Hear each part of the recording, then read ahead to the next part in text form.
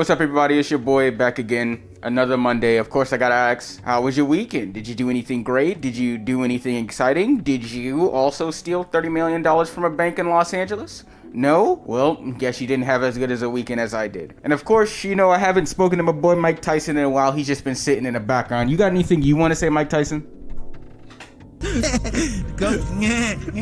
Goats. Isn't he just the greatest? For today's video, y'all see the title, y'all see the thumbnail. We gotta talk about all the little drama that's been circulating around between J. Cole, Kendrick Lamar, and Drake. And personally, I didn't really give like a rat's piss about this drama because like it's whatever. I've been trying to like actively avoid this thing all over social media for a while now. But then I realized, I actually need to get paid by YouTube. So I'm like, fuck it, whatever, we're just gonna do it. So if you've been living under a rock recently, J. Cole, Kendrick Lamar, and Drake, you know, they're all in this little beef against each other. Because like, you know, if you guys remember like 2 weeks ago, Metro Boomin dropped like that 17 track pack of mid called We Don't Trust You with Future, in which Kendrick Lamar was featured on one of the tracks called Like That, in which he took quite a bit of shots at, you know, the quote-unquote top 3 of modern hip-hop, which would be Drake, J. Cole, and himself, with him first saying this: Motherfuck the big 3, nigga, it's just big me. With him also taking direct shots at J. Cole himself by saying this: We fuck sneak this and first person shooter, I hope they came with 3 switches. And I said it before, I didn't really care about it, but now I do, partially one, because, you know, YouTube money, but also two, because Drake and J. Cole have now responded, so now my interest is finally piqued. So, of course, when it comes to mainstream rappers, if there's one thing that's undeniable aside from their terrible fashion sense, it's the fact that they have very big egos. And when it comes to both Drake and J. Cole's responses, I feel like their egos are definitely shown to be cracked here. Because starting off with Drake here, he's still on his It's All a Blur tour and everything like that, and while he was on stage, he went up there and he said this: Cause you know how I'm feeling? I got my fucking head up high, my back straight, I'm 10 fucking toes down in Florida or anywhere else I go, and I know that no matter what, it's not a nigga on this earth that can ever fuck with me in my life. And that's how I want you to walk out of here tonight.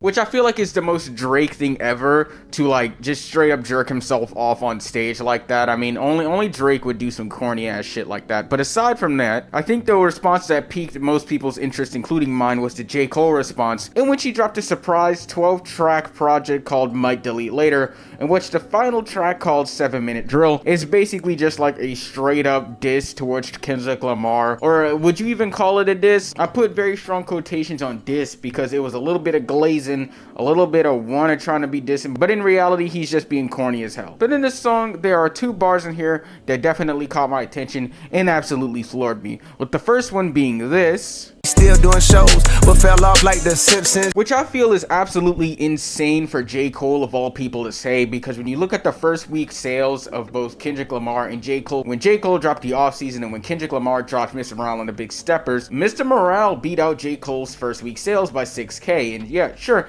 it's only 6K, but I still feel like it shows that Kendrick is still pretty relevant in today's hip-hop game. And also, for J. Cole to talk about a rapper such as Kendrick Lamar falling off, it's funny to me because J. Cole fans and Kendrick Lamar fans both equally overlap. They both had that weird ass, I only listen to real rap fan base, so it's like, well, if Kendrick is considered to fall off J. Cole, well, then that means that you did too. But the next line in this song is one that I feel absolutely floored me, with J. Cole saying this: Your first shit was classic, your last shit was tragic, your second shit put niggas to sleep but they gassed it. Which at this point I couldn't tell if I was listening to a diss track or the confessions of a madman. Your first shit was classic, your last shit was tragic. Which is like, who is it tragic to? Is it tragic to your expectations that The Offseason didn't go #1? And then to say your second shit put niggas to sleep but they gassed it is absolutely insane to me.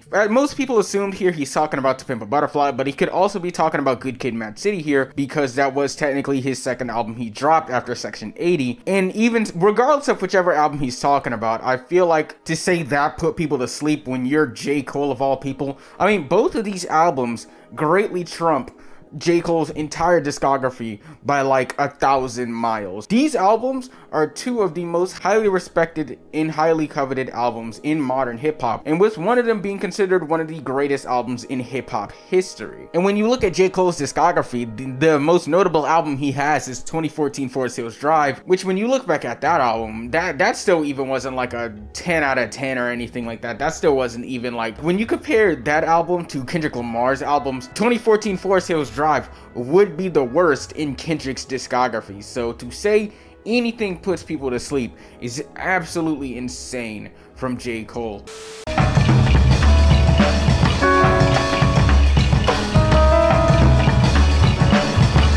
But then he also says a pretty transphobic bar in here, which is like the least surprising thing ever coming from a rapper. Because I feel like, are we really expecting a mainstream rapper to have any sort of standards when it comes to the current socio-political state? When it comes to the relations between, you know, the hip-hop community and the LGBTQ plus community, I feel like they've never actually really liked each other, with a lot of homophobia and transphobia being spewed about throughout all of hip-hop history. So like, this is like the least surprising thing ever for a rapper, once again, to say something that is either homophobic or transphobic. The only reason why I'm talking about it that much is because I feel like I just shouldn't expect the bar to just be set very high for a rapper, especially for most mainstream rappers today. Sorry if that sounds pretty demeaning to the hip-hop community, but come on, let's just take a good look in the mirror. But aside from that, when you look at the whole situation, man, I mean, I still think it's pretty dumb. I mean, rap beef has always just been one big old dick-swinging contest between two very egotistical capitalists, and at the end of the day, the only people who it actually entertains is the fans. And when it comes to the rappers, this could either make or break your career, or just, you know, change up how you're just seen within the mainstream media, you know what I mean? But it's always been a mixed bag of personal quarrels and idiocy just thrown all about, you know? As for Drake's response, I thought it was just weak and corny. I mean, it was very unsurprising for Drake to just go up on stage and be like, nobody's gonna mess with me. As for J. Cole, I think everybody here, especially I've seen it all over social media, everybody I feel like can agree here. J. Cole, half of the song was you glazing Kendrick. The other half of the song was you just trying to be clever, but it all just ended up with, haha, your stuff boring, as if you're not J. Cole and your music isn't also boring. I hope this drama doesn't go on for too long. I'm really tired of hearing about it. And now that I've finally made a video about it, I think I've capped myself off with this current rap beef, man. I'm waiting on Nicki Minaj to like say something stupid so then I can actually have something more interesting to talk about. Or maybe Youngboy can like drop like his 30th album and then I can like hop on that and have something to talk about and then get, you know, harassed for. I don't know. But yeah, y'all let me know how y'all feel about the current rap beef between, you know, the top 3 of the modern hip hop rap game, whatever. I'ma just be here and counting up my $30 million that I just mysteriously whipped out of my ass. And then I'm also going to make a diss track on the state of Ohio because I think people from Ohio suck. Like and subscribe. I gotta go, man. Oh my gosh. See ya. Peace.